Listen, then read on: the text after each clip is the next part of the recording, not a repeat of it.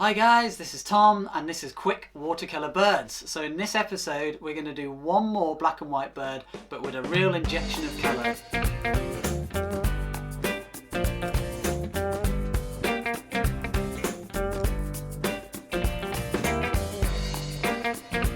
Okay guys, so we are going to be painting in this episode a magpie.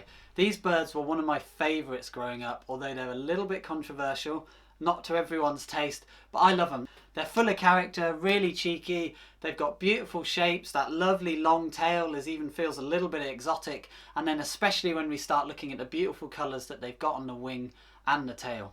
So for a magpie, we are just going to be using three colours, and three very kind of cool colours.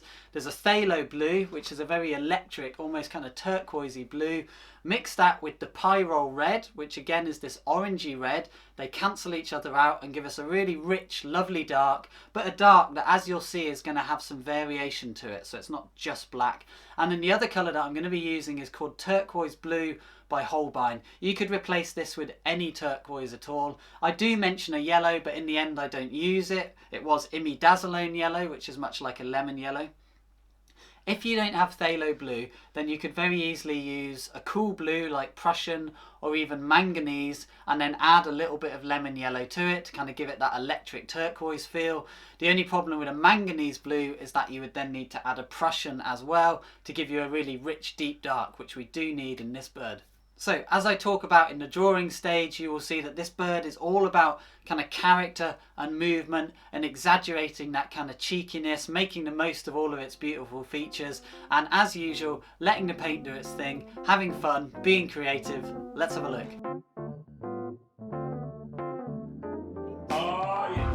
Okay, so there we go. I've got my water, I've got my paints, Pthalo Blue, blue turquoise, could replace that with any turquoise.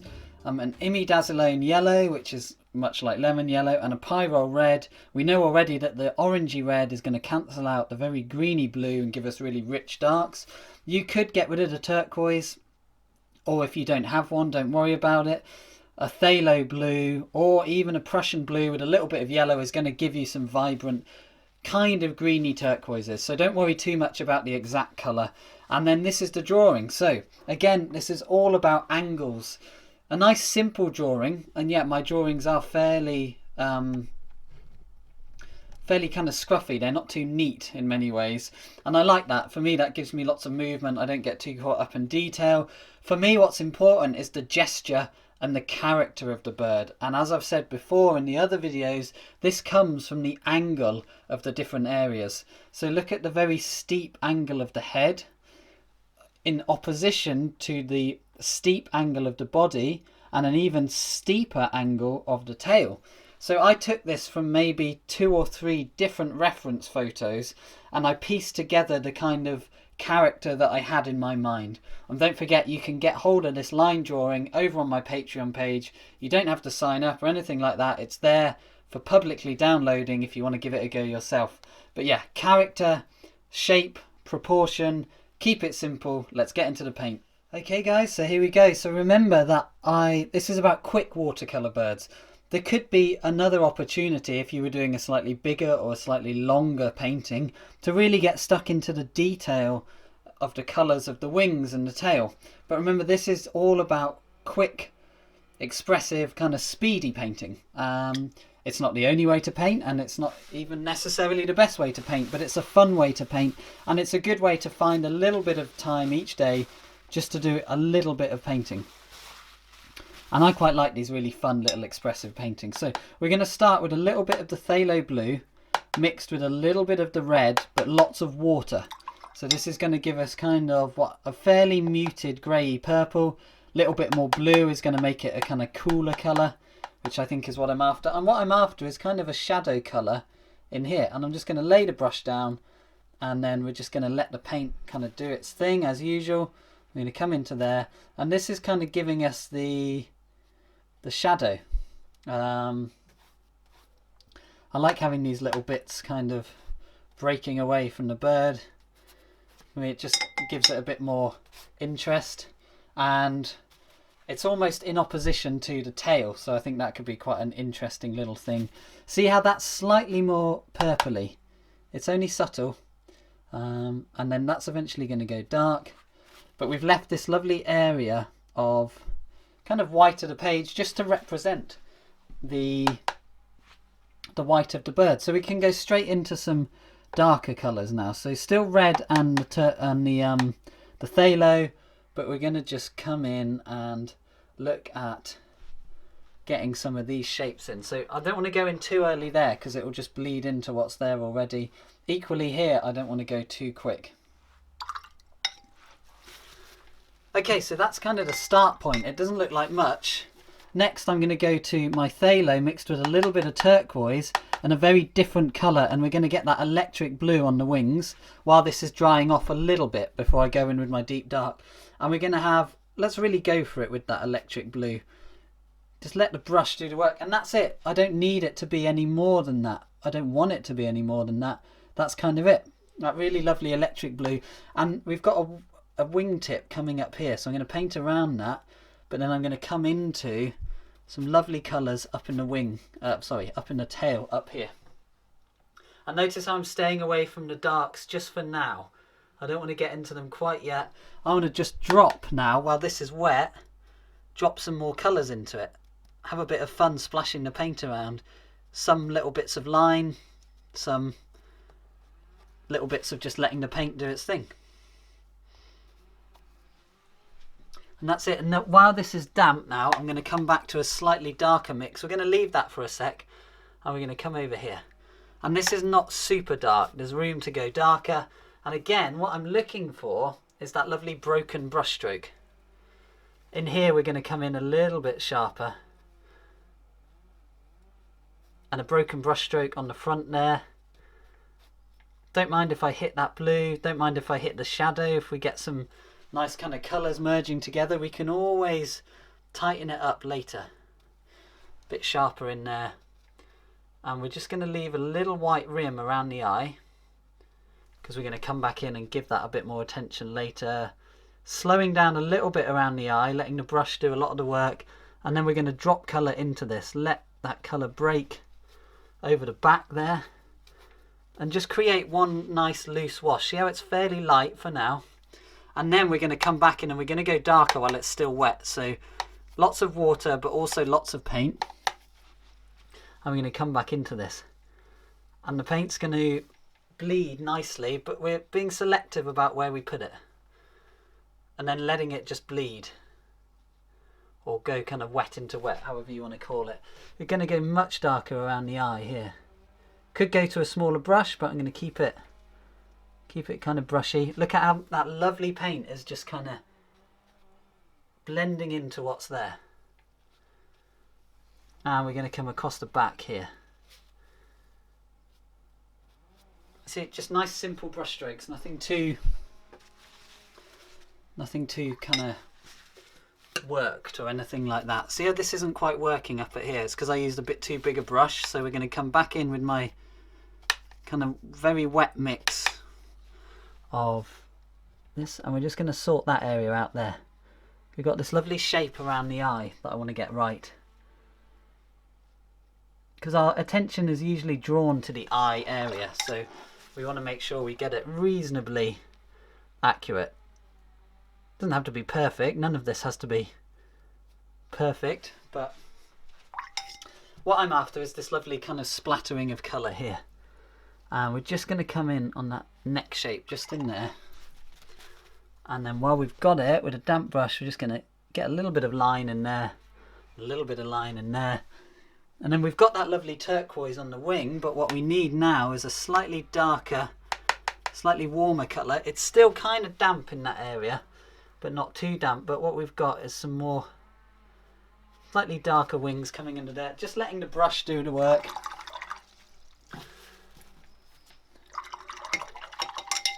See how this is bleeding into that wash down there? I don't really mind that, because we're going to come back in and do a really lovely deep dark.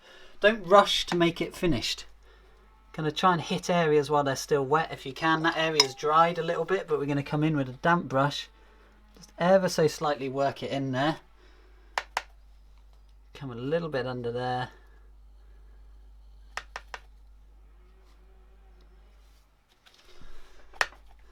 And then we're going to get a nice kind of loose impression of a leg without doing too much. We don't need to overly labour that. And they've got this lovely kind of darkness, kind of dark patch at the top of their leg, which we're going to get to now. And I'm just going to drop that in, drop it into the existing wet area, and then just kind of let it do its thing. And we're getting some really nice effects going on. You can see it doesn't need to be laboured at all. This is really fun, really quick, pretty simple. Letting the paint do its thing. Don't force the paint to do stuff it doesn't want to do. Just kind of leave it alone, basically. In here we've got an opportunity to come in and just a little bit of detail. I just want to give the illusion of some ruffled feathers with a dry brush, and a little bit down there. So this is phthalo with that lovely orangey Pyrole Red, and you can see those colours together, they give us that lovely rich dark that we're after. And like I said, they cancel each other out. The orangey red cancels out the very greeny blue, and we get some lovely stuff going on. Okay, so where to go next? Let's kind of come over here. We've got this wingtip here, so really quick with a very simple brush stroke just to get that wingtip and bring it to a sharp point there. So again, we're mixing kind of soft edges and hard edges. Here's a lovely area to get a nice deep dark. Let the brush do the work. Slowly but surely building in areas of detail, but not too much. And then again, we're going to go with our lovely Pthalo Blue, and we're going to hit this, but coming out of this stroke here. And now we let that dark just bleed into this area here, and we can even just touch it in a couple more places. Something like that. Let's really build in that dark there. See how I'm loading the brush, or loading the wash, sorry. We're calling that loading the wash. Can I go a little bit darker on the front here with a broken brush stroke, just to bring it out from that kind of big sweep that I did at the beginning. It's dark enough, sorry, it's dry enough here that I can do that and it won't continue to bleed. Damp brush, I'm just going to hit that edge very gently because I don't want to disturb the existing wash underneath. And we've got some really lovely stuff going on now. Just a few big brush strokes to finish off the tail. It doesn't need much. And then we're into the head, and that is it. We're going to keep it really simple. Let's come back into here and let's do a wash of phthalo first. Just phthalo, a little bit darker than what else is on there. Nice big brush, not too much water because I want some dry brush strokes. And then we can work into that afterwards with our really deep dark to really bring it to life. Bring that wash together so it's not so harsh. And let's go like that. See, just really simple brush strokes. Don't overwork it. Don't fuss it. That wasn't a great brush stroke, but we can work with it. And I'm now going to go in with fairly neat paint. It's probably what I'd call that damp paint. If you haven't seen that, the other video where I talk about paint consistency, that's well worth going back and having a look at. I'm just trying to make something that's kind of a simple version of the tail here. Nice simple brush strokes. Really thinking about the brush stroke itself. There we go. And that's it. Remember, we're after really simple. Really simple. We could even break that this way a little bit more. Just want to expand that fan of the tail a little bit more that way, and also fanning out this way as well. There we go. That's it. That's what I was after. So where else can we go a little bit darker? So we're starting to get into a little bit of layering here. It's not all wet into wet. Look how here we can go in and just, now we're putting on like a secondary wash over the top of the existing dry wash. And this is where we can start to get a little bit more detail, but I don't want too much. And a slightly stronger colour in that turquoise. So easy to overwork this part of the painting though. So keep those washes flowing together. Keep them loose. Keep them simple. In fact, that's enough. Just little hits here and there. And I'm loving the way that the paint is kind of flowing together in places. We are just going to Note we're going to leave that white. I'll probably rub out that little line there. In fact, everything else is done and it's just time to get to that eye. So you can see how simply that comes together, how quickly. Okay, so lovely rich darks are important, but equally lovely light washes in contrast are important, and these kind of washes that are neither light nor dark, kind of mid-tones. Leaving the white of the page is also really important. It gives a liveliness to the paint and the painting, and it gives a liveliness to the feeling of light, and even leaving areas of the broken brushstroke where it shows the white of the page in darker areas, just like this. It makes the paint feel more lively and not as dead. So just before we finish off that eye, let's have a quick look at how we use a watercolour brush and all of the different things that it can do.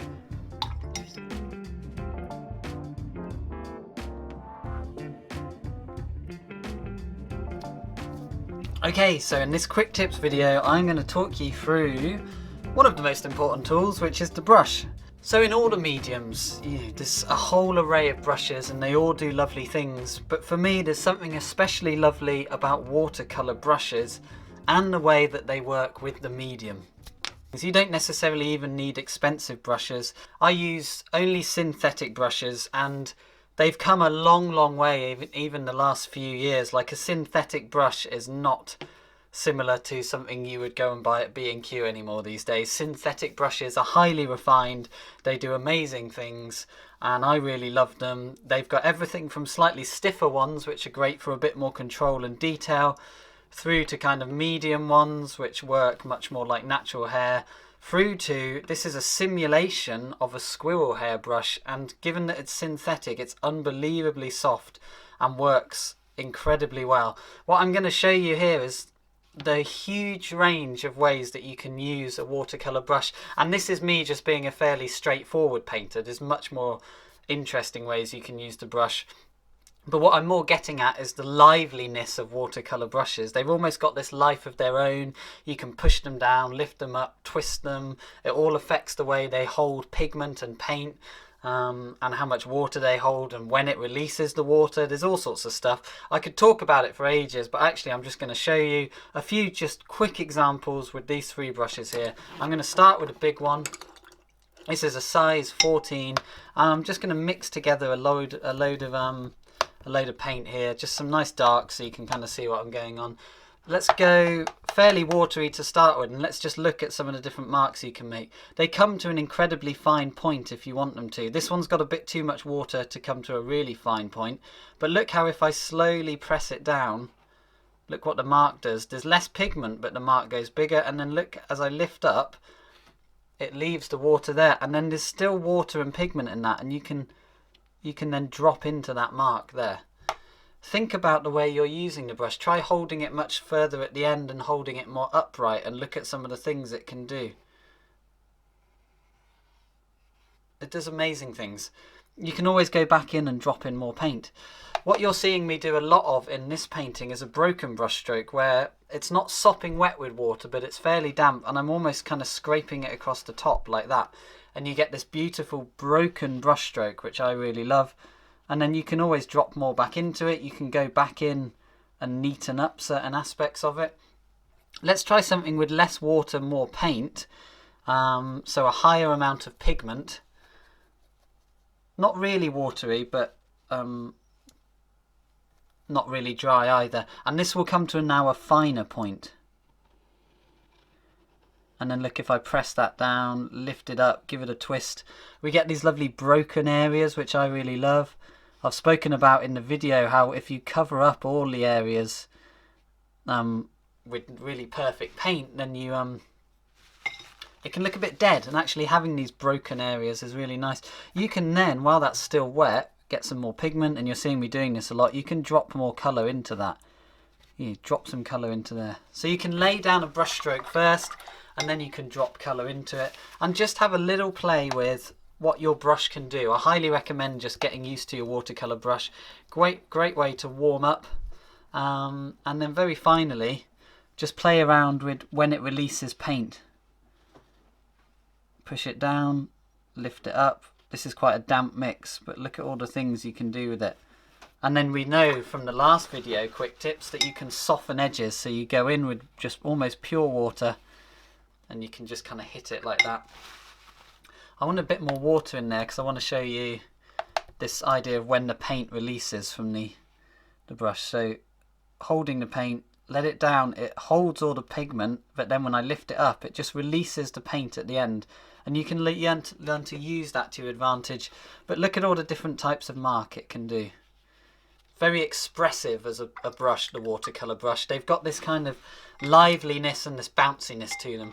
So that was a synthetic brush, but it works very much like a slightly firmer sable brush.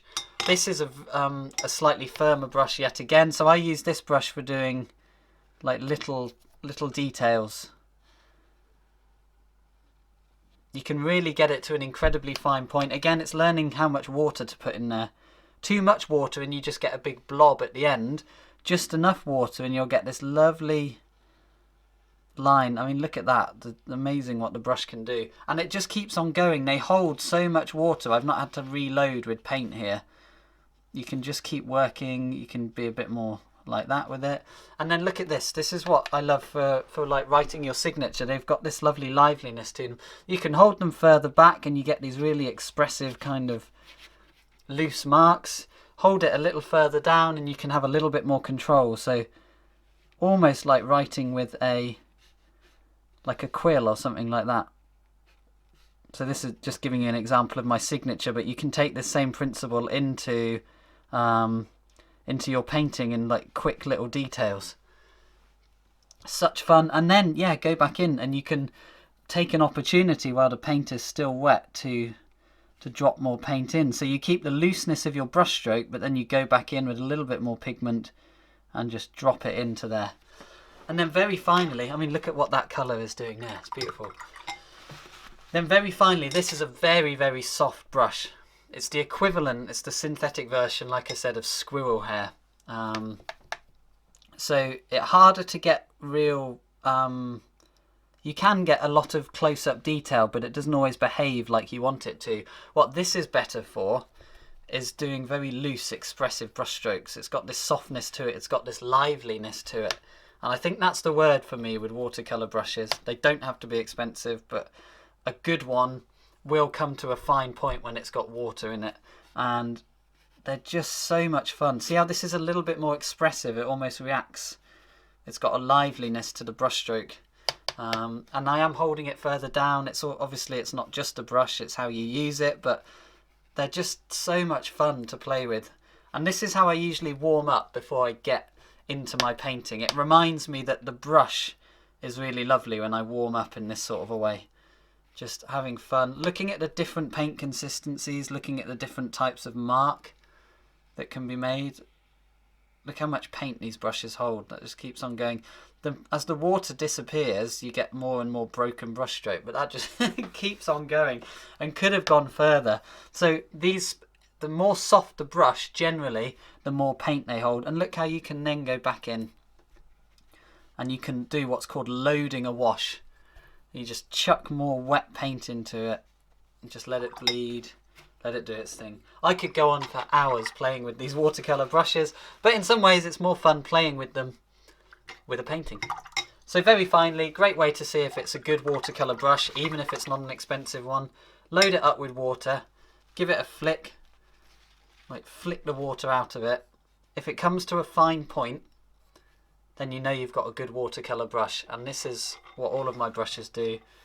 Give it a flick, comes to a nice fine point. Works especially well with the bigger ones. Not too much water with the bigger one, but again, just give it a flick, and look at that. It comes naturally to a really lovely shape, and then you leave them dry like this. Don't leave them in your water pot. Leave them to dry in that sort of shape, and these brushes will last for a long time. What have we got? We've got a size 14, a size 8, and a size 10. That's pretty much all I need. I've got a bigger one for bigger paintings, but that's it, guys.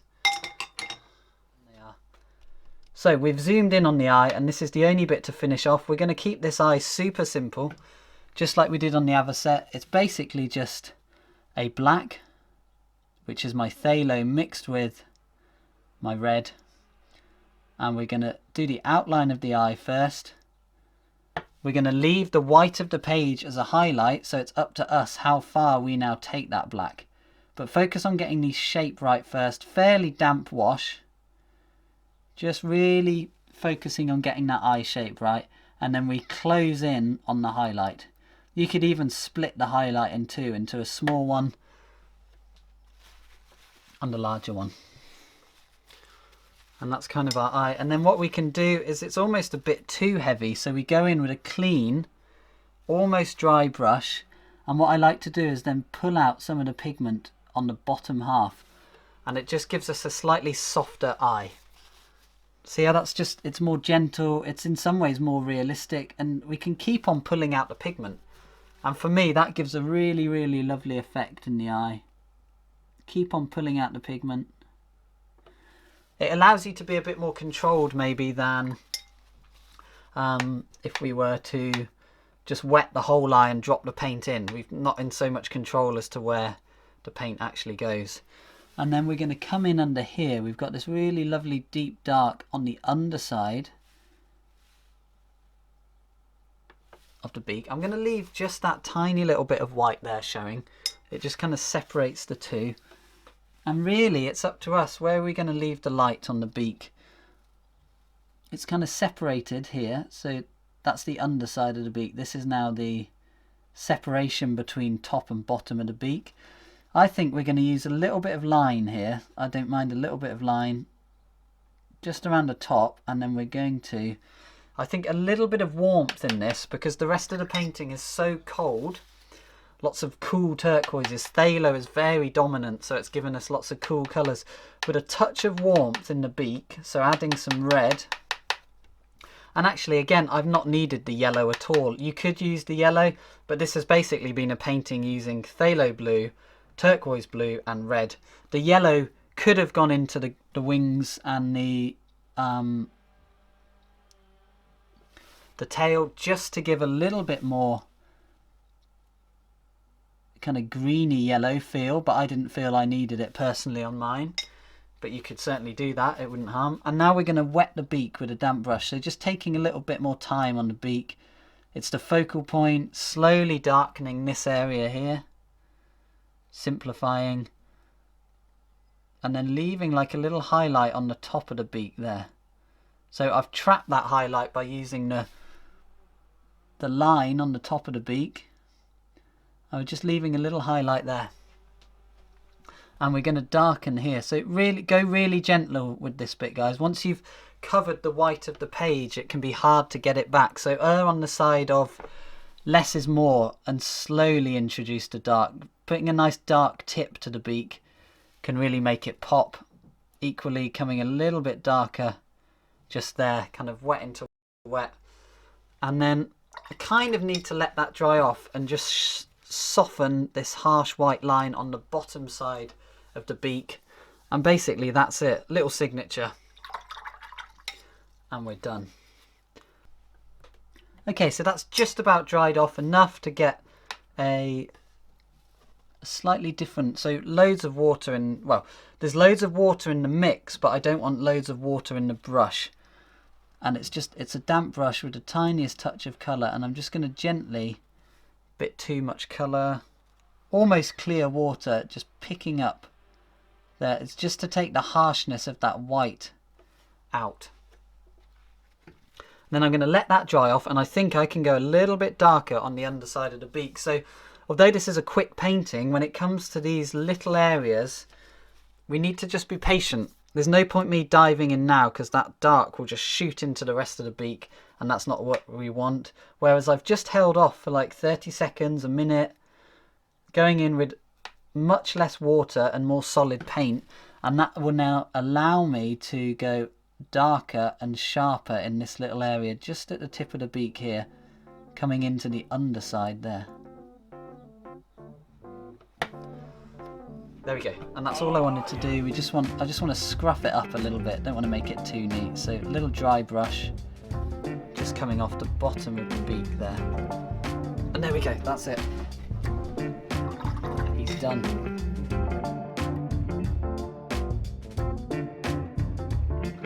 There we go, guys.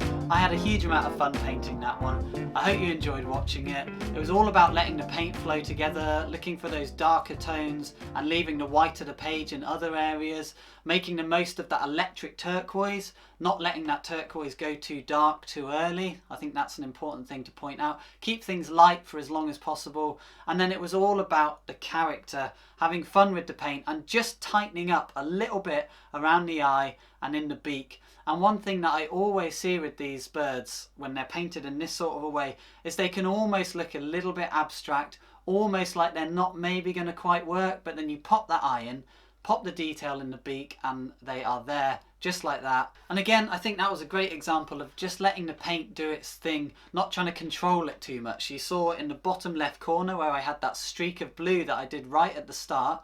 When I then put the dark onto the front of the Magpie, it started to bleed into that.